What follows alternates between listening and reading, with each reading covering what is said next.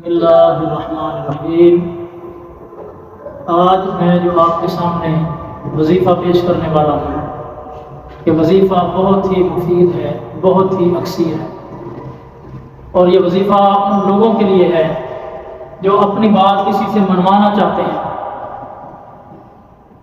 یا اس عورت کے لیے ہے جس کا خامن اسے کوئی وقت نہیں دیتا، اس کی بات کو مانتا نہیں، یا ماں باپ جن کی اولاد ان کی بات نہیں مانتی، یا کوئی شخص جو انٹرویو دینے کے لیے جانا چاہتا ہے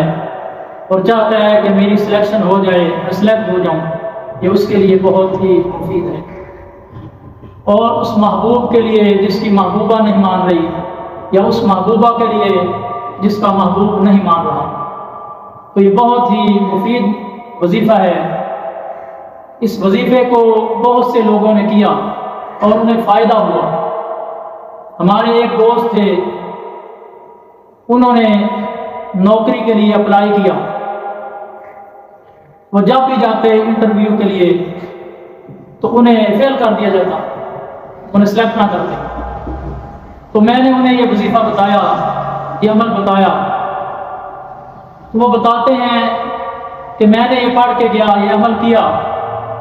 تو جس شخص نے میرا انٹرویو کیا اس کا دل نرم ہو گیا اور اس نے مجھے سلیکٹ کر لیا۔ تو جو عورت چاہتی ہے کہ میرا خامد میری بات مانے، یہ اس کے لیے بھی بہت ہی اچھا ہے۔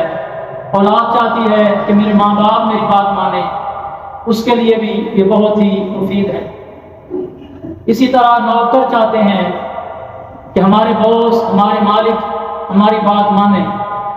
یا کوئی شخص کسی اونچی جگہ پہ جانا چاہتا ہے اور وہ چاہتا ہے کہ وہاں جو میں بات کروں میری بات مانی جائے، میری بات کو قبول کیا جائے، تو یہ تمام لوگوں کے لیے بہت ہی مفید وظیفہ ہے۔ اور یہ وظیفہ قرآن کریم کی سورت کا وظیفہ ہے، اور قرآن کریم کے متعلق اللہ رب العزت نے ارشاد فرمایا کہ اس میں ہدایت ہے، اس میں رہنمائی ہے اور شفا ہے، اور جو شخص اسے دنیا حاصل کرنے کے لیے، دنیا کے فائدے کے لیے پڑھتے ہیں تو اللہ رب العزت اسے دنیاوی فائدے عطا فرماتا ہے، اور جو لوگ چاہتے ہیں کہ ہمیں آخرت کا فائدہ ہو تو انہیں اللہ رب العزت آخرت کا فائدہ عطا فرماتا ہے۔ تو یہ قرآن کریم کی سورہ اخلاص کا عمل ہے، اور جنہوں نے یہ وظیفہ بتایا ہے وہ فرماتے ہیں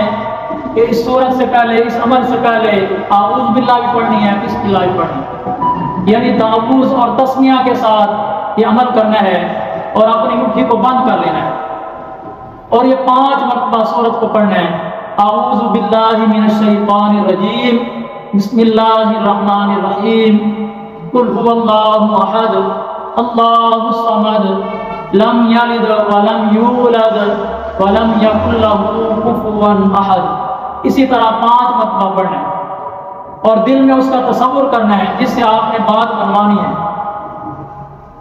تو بزرگان دین فرماتے ہیں اس عمل کا فائدہ یہ ہوگا کہ اس شخص کا دل آپ کی مٹھی میں ہوگا، آپ جیسا چاہو گے وہ ویسا کرے گا، اور یہ بہت ہی مفید عمل ہے، اور بہت سے لوگوں نے اسے آزمایا ہے۔ اور قرآن کریم کو جائز کام کے لیے استعمال کرنا چاہیے، ناجائز کام کے لیے اگر کوئی شخص کرے گا تو اس کا نقصان ہوگا، اس کی دنیا برباد ہو جائے گی، اس کی آخرت برباد ہو جائے گی۔ تو یہ عمل صرف جائز کاموں کے لیے کیا جائے، اگر کوئی شخص اسے ناجائز کام کے لیے کرے گا تو وہ اس کا خود ذمہ دار ہے۔ اللہ پاک ہمیں قرآن کریم کو پڑھنے، سمجھنے اور اس پر عمل کرنے کی توفیق عطا فرمائے۔